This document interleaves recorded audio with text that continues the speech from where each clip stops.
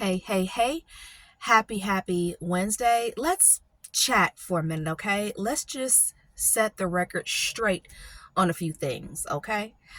So warning, I may get a little into my feelings, as you know, so to speak, or a little vulnerable towards the end of today's video. So hopefully not. It's going to be a little sensitive content towards the end as I go into some of the things I've endured as a child within the Kingdom Hall of Jehovah's Witnesses, and I might even say the word hell. So that's your disclosure for today. So hey, if you don't know, I am Myra Cassidy, empowerment coach, religious trauma specialist, actress, writer, speaker, and you're watching Sisters Living with Religious Trauma Syndrome. What is this? What is this about? This is about me trying to raise awareness to an emerging field, that of religious trauma, because I have it. And so do a whole lot of other people. And it's horrific. And there's not enough information and resources. Though you can find information, not enough information, and definitely not enough of the important statistical data. So I am raising awareness because I have it, and I know how horrible it is and how terrible it is to not be heard or to have people believe you. So I'm not a therapist, I am a coach, and this is being brought to you for informational purposes, and I do not represent the Worldwide Organization of Jehovah's Witnesses. And yes, I am an active witness, and yes, I get that super confusing, and some people actually don't like the fact that I'm still an active witness. What I will say about that is I do not worship directly at the Kingdom Hall, right? Because I'll get sick, I'll have a panic attack, right? You can't. That's the whole point of raising awareness. I worship at home, and I have a regimen at home that I follow, but I also coach that whole umbrella, or the whole gamut of people, I guess we can say. Definitely my niche is that of Jehovah's Witnesses, but I coach active, inactive, disfellowship, and exJWs as well. And subscribe to my YouTube channel, okay? Subscribe, because I must be doing something right if I'm getting ads played that I'm not getting paid for. So help me get to 1,000 subscribers so I can start getting paid, Okay, let's get into today's video. Let's set the record straight. Let's just go right in there, okay? As it is with all religions, right? You never say all, but as it is with, most religions, or most,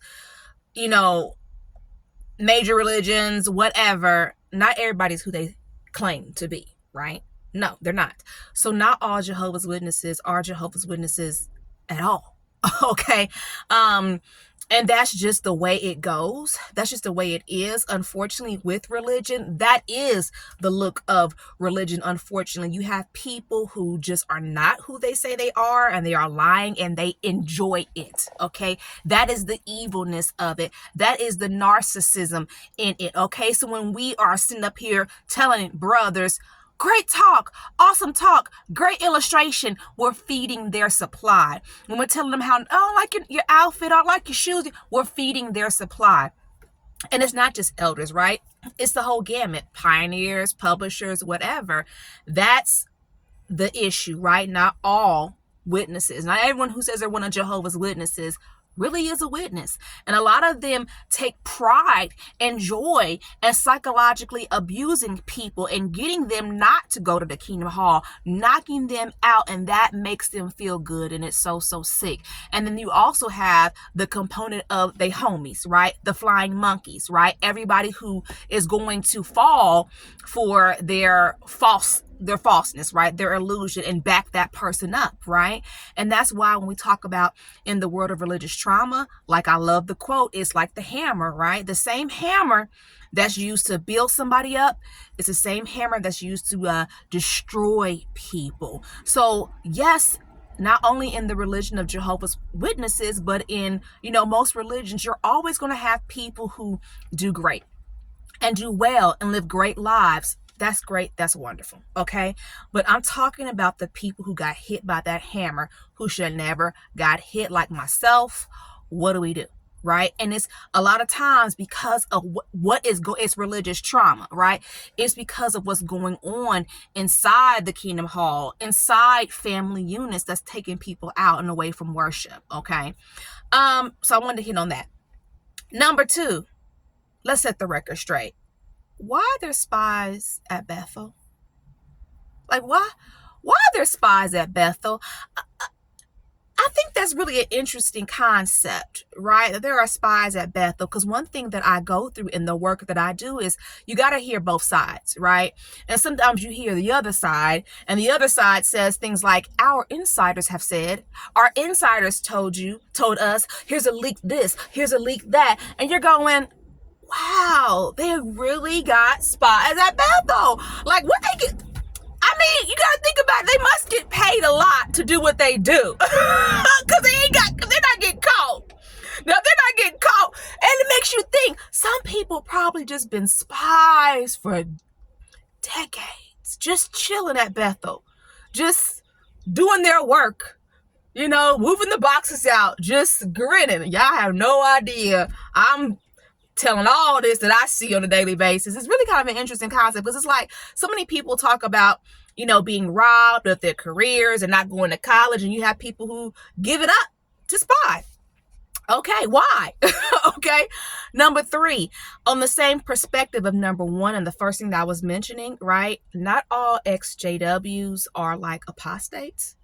I don't even like that word, actually, because within the realm that I worked at, I don't really feel like I've met apostates. Of course, I've met exJWs, or people who are unsure or on the fence, but have I really, really sat up here? I don't really, there was someone who was actually a religious trauma therapist, right? Because this is when I'm trying to figure out what's going on. And I'm like, hey, I'm posting in these groups where I am a student and learning and saying, hey, is anybody in here a witness? And of course, nobody was, right? No one's got my thought process. I think a little differently sometimes. But people were like, well, I'm married to a witness, or I grew up a witness, or whatever it is. But connecting, with a therapist and, just the connection that we had was just not, a good one, right? It was very emotional, for her, not so much for me. I was asking questions. And then at one point she goes, well, I'm an apostate. And I'm like, well, listening to what you told me, I'm not understanding why you're giving yourself a title that your actions didn't earn, because I'm hearing you're a victim. So, whatever, that's me. But not all exJWs are apostates. And even there was an individual who posted on my comments one time, my mother called me an apostate, so now I just own it. Like in other words, I just live it. I'm like, if your mother called you an apostate, then she's the problem. She's up here name calling you. I knew right off the bat, okay, if that's what's going on, then your mother's your problem. You know what I'm saying? Terrible, terrible things. You know what I'm saying? So not everybody who's an exJW is like an apostate. Like if you just really, really, okay. Like I can't think what they call the AAWI, whatever it's called. I have to look it up. The nonprofit organization that's out specifically to destroy Jehovah's Witnesses. Yeah, they apostates. Okay. Okay. Like the website, the verbiage on that website is so freaking violent.